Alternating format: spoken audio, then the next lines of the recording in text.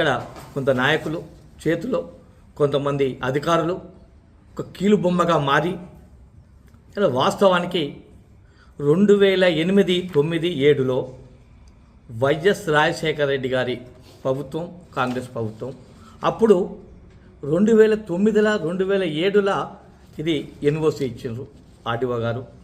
2014 కన్నా ముందు ఆర్డీఓనే NOC government land ఏదైనా ఉంటే లిఖితపూర్వకంగా ఎన్ఓసి తీసుకొని దానికి సంబంధించి రిజిస్ట్రేషన్ చేసుకొని 2009లోనే ఆ కేసరు లోపే చాలా అయింది.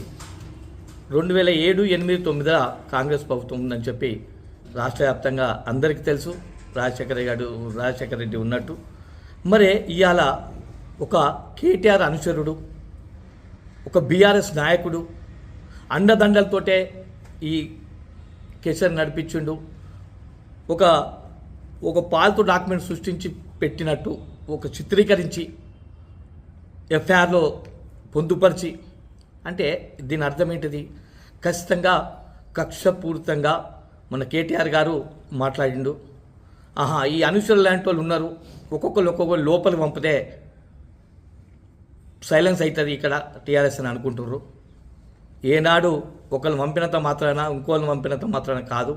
ఇది బీఆర్ఎస్ పార్టీ అంటే ఒక సముద్రం లాంటిది. ఒకళ్ళు పంపితే ఇంకొకరు ఉన్నా కానీ ముందుకే వస్తారు కానీ వెనుకకే ప్రసక్తి ఉండదు.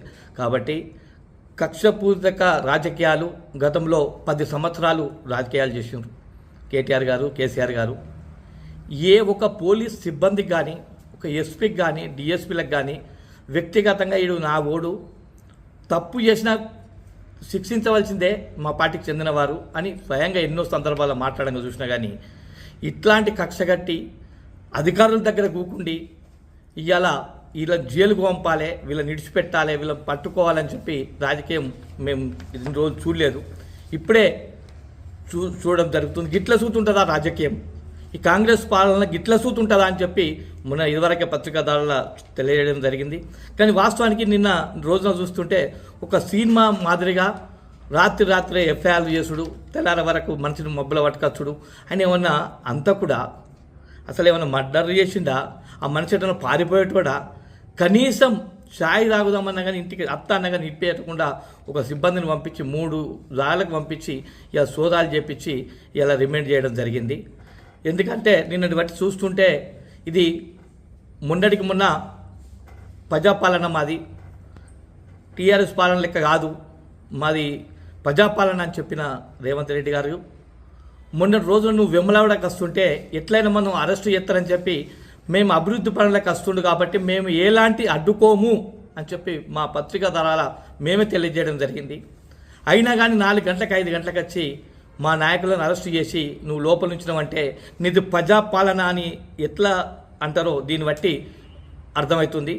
ఇప్పటికైనా ఈరోజు వాస్తవానికి ఇది స్పష్టంగా కోర్టులో తేలుతుంది. అప్పుడు మూల్యం చెల్లించక తప్పది. అధికారులు కావచ్చు, పార్టీ కావచ్చు.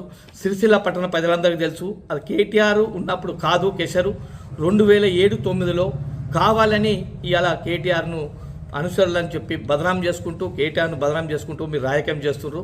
ఖచ్చితంగా ఈ కాగితాలు ఫేక్ డాక్యుమెంట్లు పెట్టి ఫేక్ ఎఫ్ఐఆర్ చేయించి ఇలా రిమైండ్కి పంపిండ్రు. ఎప్పుడైనా నిజం అనేది నిలకడగా కొద్ది రోజులకు తెలుస్తుంది. దాని మూల్యం చెల్లించక తప్పదని చెప్పి బీఆర్ఎస్ పార్టీ పక్షాన నేను డిమాండ్ చేస్తున్నాను.